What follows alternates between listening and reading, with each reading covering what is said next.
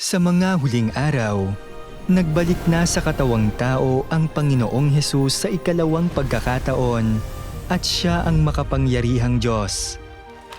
Nagpahayag ang makapangyarihang Diyos ng milyong-milyong salita ng katotohanan. Matapos marinig ang mga salita ng makapangyarihang Diyos, nakilala ng mga taong nagmamahal sa katotohanan mula sa lahat ng denominasyon at bansa na ito ang tinig ng Diyos. Buong pananabik nilang tinanggap ang gawain ng makapangyarihang Diyos sa mga huling araw at nagbalik na sila sa harap ng kanyang trono. Tumpak na tinutupad nito ang mga salita ng Panginoong Hesus. Dinirinig ng aking mga tupa ang aking tinig, at sila'y aking nakikilala, at sila'y nagsisisunod sa akin. Gusto ba ninyong malaman kung paano nabuo ang iglesia ng kapanahunan ng kaharian? Alam ba ninyo na nakagawa na ang Diyos ng dakilang gawain sa gitna ng mga tao?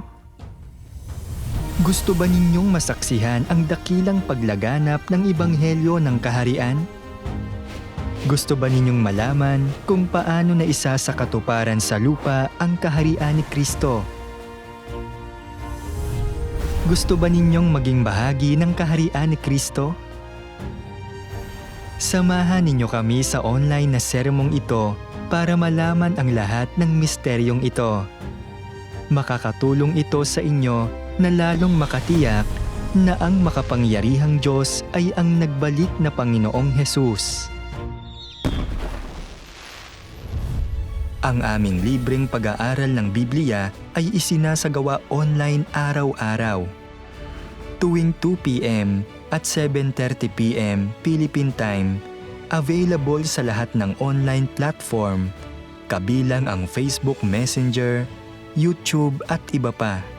O tumawag sa amin sa 0910-703-2766 para malaman ang karagdagang mga detalye.